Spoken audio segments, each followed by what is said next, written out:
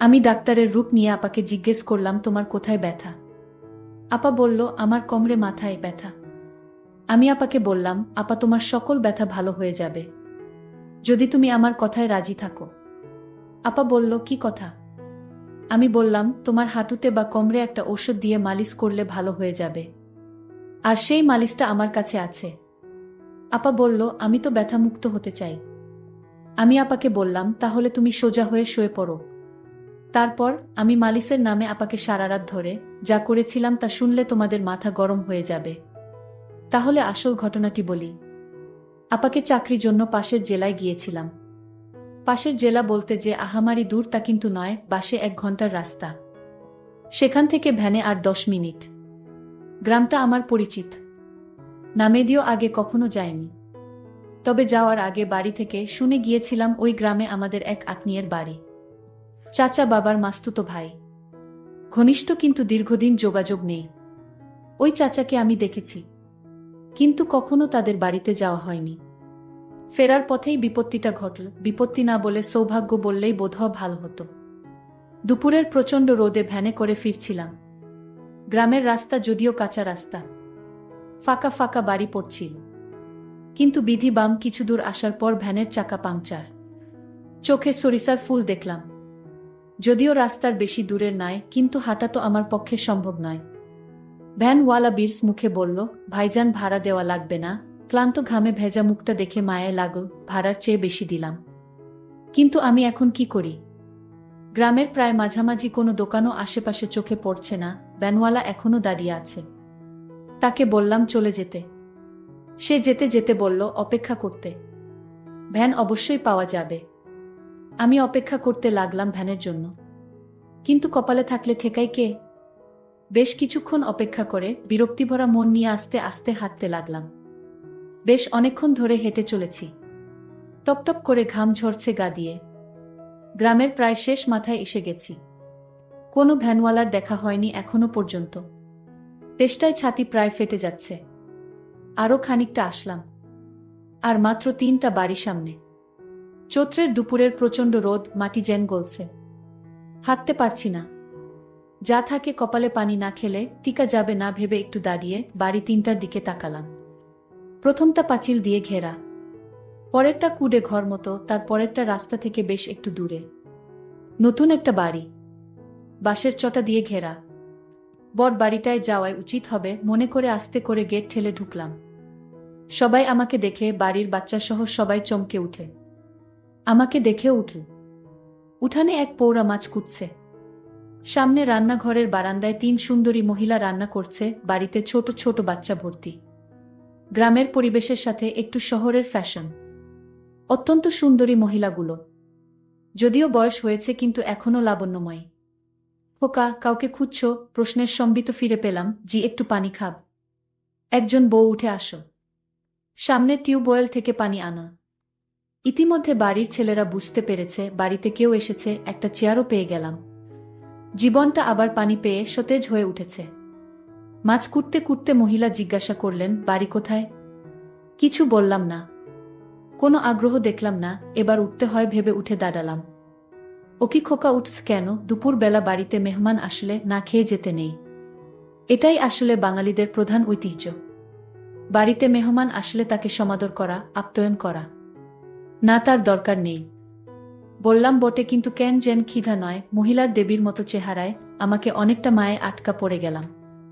বাড়ির ছেলেদেরকে তার মা বললেন আমাকে বাড়ির ভেতরে নিয়ে যেতে। বাধ্য হয়ে গেলাম। বেশিক্ষণ অপেক্ষা করতে হলো না, 10 মিনিটের মধ্যেই ভাত চলে আসো। এতক্ষণ একা বসে বোর ফিল করছিলাম, কিন্তু যেই তাকে দেখলাম, ক্লান্তি আর বোর যেন এক নিমেষে উধাও হয়ে গেল। খুব সুন্দর দেখাচ্ছে তাকে। বোধহয় মুখে কিছু ক্রিম মেখে এসেছে। অপূর্ব সুন্দর দেখতে, শ্রদ্ধা করার মতো চেহারা। কিন্তু একটু গভীরভাবে দেখলে শ্রদ্ধার সাথে সাথে অন্য কিছু করতেও ইচ্ছা করবে। সুন্দরী বাঙালি মায়েদের মতো। আমি ভাত খাওয়া শুরু করলাম। তোমাদের ওখানে আমার এক দেওরের বাড়ি আছে। কথা শুনে আবার তাকালাম। নাম কি? আমার প্রশ্নের উত্তর দিতে দিতে তরকারি এগিয়ে দিচ্ছিলেন তিনি। নামটা শুনে চমকে উঠলাম। আমার বাবার নাম বললেন। আমি কিছুই বললাম না, কিছুই চুপচাপ শুনতে লাগলাম। চিনি কিনা জিজ্ঞাসা করল। হ্যাঁ বোধক মাথা নাড়ালাম। পাঠকরা বিরক্ত হচ্ছেন বোধহয়। বিরক্ত করার জন্য দুঃখিত। হঠাৎ করে পাওয়া এই আত্মীয় বাড়ি আর আত্মীয়ের পরিচয় দেওয়ার কারণ শুধু একটাই, তার মেয়ের চেহারাটা অনেক সুন্দর। যাই হোক, কিছুক্ষণ পরে চাচাও বাড়িতে আসলেন। খাওয়া দাওয়া শেষে বিশ্রাম, কিন্তু যেহেতু আমার সময় কম তাই চাচি আমাকে তার খাওয়া বন্ধ রেখে এগিয়ে দিতে আসলেন। ওই সামনের বড় বাড়িটা তোমার বড় আপাদের। ইতিমধ্যে জেনে গেছি আমার এই চাচির 4 ছেলে আর 2 মেয়ে। বড় মেয়েটার বাড়ি ওইটা। চল দেখা করে আসি। কোনো ছোটবেলায় তোমাকে দেখেছে। চাচির সাথে থাকতে কেমন যেন মায়া অনুভব করছিলাম। পৌঁছে গেলাম চাচির অল্প বয়সী ঘরে। অপরূপ সুন্দর এক মেয়ে। কোনো ছোটবেলায় তোকে দেখেছি। আসিস না কেন ভাই? আমরা তো পর আগে চাচা মাঝে মধ্যে আসতো, এখন তাও আসে না। রক্তের সম্পর্ক কি ভোলা যায়? একনাগাড়ে বলে চলেছে আপা। আমাকে পেয়ে যেন তার কথা ফুরাচ্ছে না। ও খোকন, দেখ কে এসেছে। বছর 20 এক ছেলে বেরিয়ে আসল ঘর থেকে। পরিচয় হল আপার ছেলে। ছোট নয়, 7 বছরের আরো একটা ছেলে আছে। তাকে দেখলাম না। শুনলাম স্কুলে গেছে। আরো অনেক কিছু শুনলাম। চাচি ইতিমধ্যে চলে গেছে, সেজন্য বোধহয় তাদের প্রতি আমার মায়া সবসময় বেশি। আর এমন মেয়ে দেখলেই জীবনের একটা কঠিন সিদ্ধান্ত নিলাম, আমার একটা কিছু করতে হবে। আমি তো লোভ সামলাতে পারছি না। বাস্তব উদাহরণ আমার সামনে। আবার খেতে ভাত খেতে হলো। পেট ভরা, কিন্তু এমন সুন্দর কেউ রেঁধেছে ভাবতে বেশি করেই ভাত খেলাম। খাবারটা অনেক স্বাদ ছিল। যেমন উনি সুন্দর তেমন তার হাতের রান্না করা খাবার। অনেকে গল্প শুনলাম, ছোটবেলায় আমি কেমন ছিলাম, আপার কাছ থেকে যেতে চাইতাম না, ইত্যাদি ইত্যাদি। তবে সবচেয়ে মনোমুগ্ধকর যে কথাটা শুনলাম সেটা হলো, আপার বয়স যখন 14 তখন তার বিয়ে হয়েছিল। পরের বছর ছেলে, তারপরেরটা অনেক আসার পর দুলাভাই বিদেশ গেছে। 2 বছর আগে একবার বাড়ি যদিও এসেছিল, কিন্তু 1 মাসের বেশি থাকতে পারেনি। বড় ছেলেটাও বিদেশ ছিল, কিন্তু কি কারণে যেন বাড়িতে চলে এসেছে 3 মাস পরে। আবার যাবে। সমস্যা হচ্ছে তাই নিয়ে আমার কোনো যোগাযোগ আছে কিনা দালালদের সাথে, ইত্যাদি ইত্যাদি। কথা যেন শেষ হয় না আপার। কিন্তু আমার মনে তখন বইছে অন্য ঝড়। এত সুন্দরী মহিলার স্বামী আজ 7 বছর বিদেশে। উনি একা একা কিভাবে সময় পার করে ভাবতে লাগলাম। আপা বলতে লাগলেন, তারপরে আবার ছেলে নিয়ে বিপদে আছে, সহজ টার্গেট। কিন্তু কিছুক্ষণ পরেই আমার ভুল ভাঙল। মেয়েদের চোখ জহুরির চোখ।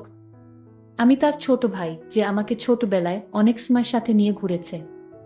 ভালোবাসে, আদর স্নেহের অভাব তার কাছে আমার জন্য নেই। চাচার বাড়িতে না থাকতে চাইলেও বোনের বাড়ি থেকে খুব সহজে বের হতে পারলাম না। বোনের পেতে দেওয়া বিছানায় বিশ্রাম নিতে হলো। বোন আমার বাইরের কাজ গুছিয়ে এসে বসল আমার মাথার কাছে। আমার সাথে ছোটবেলার গল্প করতে লাগলো। আমার মামিও আমার পাশে এসে এভাবে গল্প করত। অনেক অনেক দিন দেখিনি তাকে। হঠাৎ যেন সেই মামির কথাও মনে পড়ে গেল। দীর্ঘদিনের অভিজ্ঞতায় জানি কিভাবে মেয়েদেরকে পটাতে হয়। সহজ তরিকা তাদের চেহারা আর সৌন্দর্যের প্রশংসা করা। সেটাই করছিলাম। বোন হঠাৎ বাইরে গেল। ছেলের গলার আওয়াজ পেয়ে। ভাগ্নে আমার খুব ভালো, সে বাইরে যাবে।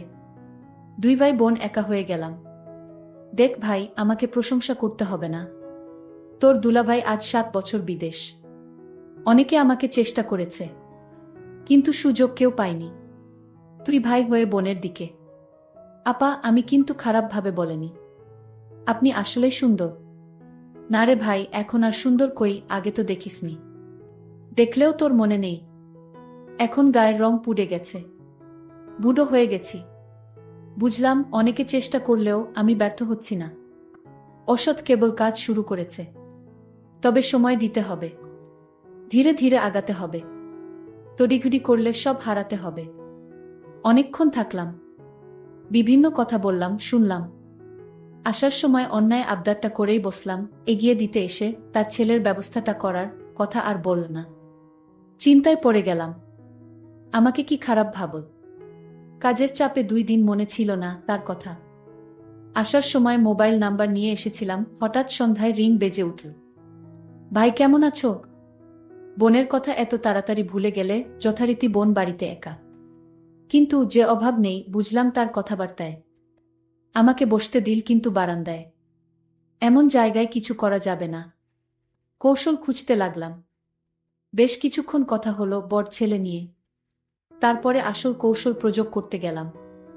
অধিকাংশ মেয়েদের কিছু কমন রোগ থাকে। মাজায় ব্যথা, মাথা ঘোরা, চোখে ঝাপসা দেখা ইত্যাদি ইত্যাদি। ঘরে যাওয়ার সুযোগ পাচ্ছি না।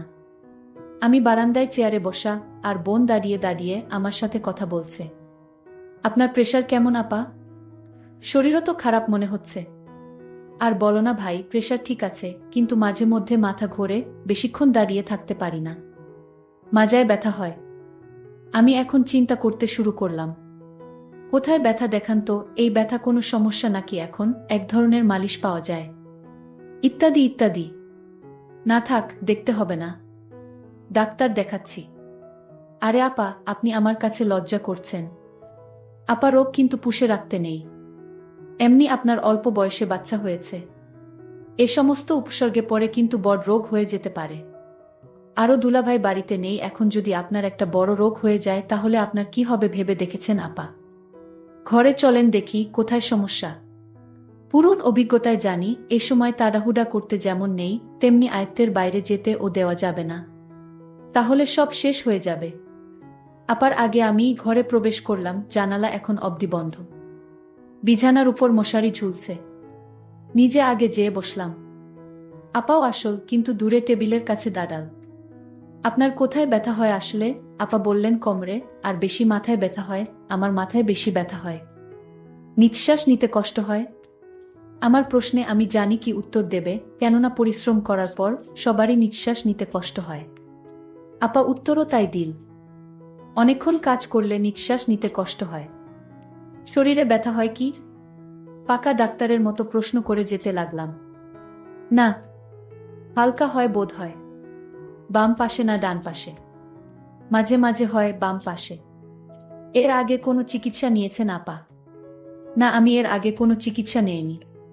কারণ বাড়ির নানান কাজে আমার সারাক্ষণ পড়ে থাকতে হয়। আর তাই সুযোগ পেলাম কোথায় ডাক্তারের কাছে যাওয়ার। আপা তুমি চিন্তা করো না, আমি ডাক্তারি পড়ালেখা করেছি। আমি প্রতিদিন একটা প্রাইভেট ক্লিনিকে রোগী দেখি। তারপর বোন বলল, তুই এত বড় ডাক্তার হয়ে গেছিস, সেটা তো আমি জানতাম না। আজ জানলাম। আমি বোনকে বললাম, তোমার যত সমস্যা আছে আমার কাছে বলো, আমি সমাধান করব। তোমার কি শুধু মাথা ব্যথা? তুমি তো মিথ্যা কথা বলছেন আমার সাথে। আপনার তো হাঁটুতেও ব্যথা হয়। হ্যাঁ হয়। নিঃশ্বাস নিতেও কষ্ট হয়। আসেন তো বসেন এখানে। আমি তাকে বললাম, নিঃশ্বাস নিন তো জোরে। আপা নিঃশ্বাস নিতে লাগল। আমি বললাম, আপা আপনার হাঁটুতে ব্যথা কতদিন ধরে? আপু বলল, অনেকদিন ধরে হাঁটুতে ব্যথা। আমি বললাম, আপা আমি আপনাকে একটা মালিশ দিব, সেই মালিশ যদি হাঁটুতে ব্যবহার করেন তাহলে ব্যথা দ্রুত ভালো হয়ে যাবে। আপা বলল, দেখ ভাই, আমি কোনো কাজকাম ঠিকমতো করতে পারি না। একটু বাড়ির কাজ করলেই আমার হাঁটুতে ব্যথা শুরু হয়ে যায়। আবার নিঃশ্বাস নিতে কষ্ট হয়। আমি আপাকে বললাম, আপা আপনি চাইলে এই রোগ থেকে মুক্তি পেতে পারেন। আমি বললাম, কিভাবে ভাই? আপা আপনি শুধু আমি যা বলবো তাই করবেন, তাহলেই আপনার শরীর থেকে সমস্ত ব্যথা সরে যাবে। আপনি আগের মতো ভালো করে ঘরের সমস্ত কাজ করতে পারবেন। আর আপনার নিঃশ্বাস নিতে কষ্ট হবে না। আমি ভাইয়ের কথা শুনে অনেকটা সাহস পেলাম। আমার পাশে এত বড় ডাক্তার থাকতে আমি তাকে কি হাতছাড়া করতে পারি? আমি বললাম, ভাই আমার এখন কি করতে হবে সেটা বল। আমি বললাম, আপনার হাঁটুর জয়েন্টে যে ব্যথা সেটা সরাতে গেলে আমি একটা ঔষধ দিব, সেটা দিয়ে প্রতিদিন ভালো করে মালিশ করতে হবে, তাহলেই ব্যথা সরে যাবে। আমি বললাম, তাহলে ভাই দাও সেই ঔষধ, আমি মালিশ করে নিব। ভাই বলল, তুমি নিজে নিজে তা পারবে না। আমি একদিন দেখিয়ে দিব, তারপর অন্য কাউকে দিয়ে মালিশটা করালেই ব্যথা কমে যাবে। ঠিক আছে ভাই, তাহলে তুমি ওষুধটা দিয়ে মালিশ করে দেখিয়ে দাও, আমি পরে বুঝে নিব। আমি মনে মনে ভাবলাম, আপা এইমাত্র লাইনে আসছে। আসলে আপার সত্যি সত্যি হাঁটুতে ব্যথা ছিল। আমি বললাম, আপু আজ তোমার বাড়িতে রাতে কে কে থাকবে? আপা বলল, কে আর থাকবে, আমি আমার ছেলে, আর কেউ তো নাই। আমি বললাম, তাহলে আপা আপনি আজ একা রুমে ঘুমাবেন? আপা বলল, কেন? আমি বললাম, আপনার জন্য আমি মালিশ নিয়ে আসবো তাই। ও তাই, ঠিক আছে, আমি তোমার জন্য অপেক্ষা করছি। আমি আপাকে বললাম, আপা আমি ফার্মেসি থেকে আপনার জন্য মালিশটা কিনে নিয়ে আসছি। আপা বলল, তুমি আমার জন্য এত কিছু করছো। আমি বললাম, ভাই তার বোনের জন্য এইটুকু করতে পারবে না। আমি মনে মনে চিন্তা করতে লাগলাম, এতদিনের স্বপ্ন আজ আমার পূরণ হতে চলেছে। আমি বাজার থেকে আপার বাসায় আসলাম। আপা বলল, তোমার জন্য আজ ভালো কিছু রান্না করেছি, আসো খেয়ে নাও। তারপর রাতের খাবার খেয়ে আমি বললাম, আপা তুমি এবার রুমে যাও, আমি আসছি। আপা তার রুমে গেল। আমি তার রুমে গিয়ে দরজা বন্ধ করে দিলাম। তারপর আপাকে বললাম, আপা আমি এবার তোমার চিকিৎসা শুরু করতে পারি। আপা বলল, না আমি তোমার লক্ষণ বুঝতে পেরেছি। আমি এইমাত্র চাচা আমার কাছে ফোন দিছিল। আমি চাচাকে বললাম, তোমার ছেলে নাকি ডাক্তার হয়ে গেছে। চাচা বলল, আরে কি বলো, ও তো মেট্রিক পাশ করেনি, তাহলে ও কি করে ডাক্তার হবে? ওর এসব ভণ্ডামি ছাড়া আর কিছুই নয়, ওর কথা তুমি বিশ্বাস করো না। আমি বললাম, আপা আসলে আমি। চুপ, তুই আর একটা কথাও বলবি না। তোর মতো মিথ্যাবাদীকে আমি কিছুইতে পছন্দ করি না। তুই এখন বের হয়ে যা। আমি তোকে অনেক বিশ্বাস করেছি, আর সেই বিশ্বাসের সুযোগ নিয়ে তুই আমার সাথে। ভাবতেই পারছি না। চলে যা আমার ঘর থেকে, তোর এই মুখ আর আমি দেখতে চাই না। আমি বাধ্য হয়ে আপার রুম থেকে বের হয়ে চলে আসলাম। আমার স্বপ্ন আর পূরণ হলো না। বন্ধুরা, আজকে গল্পটি কেমন লাগলো তা অবশ্যই কমেন্ট করে জানাতে ভুলবেন না। আর এরকম মজার মজার গল্প পেতে আমার চ্যানেলটিকে সাবস্ক্রাইব করে পাশে থাকবেন। ধন্যবাদ।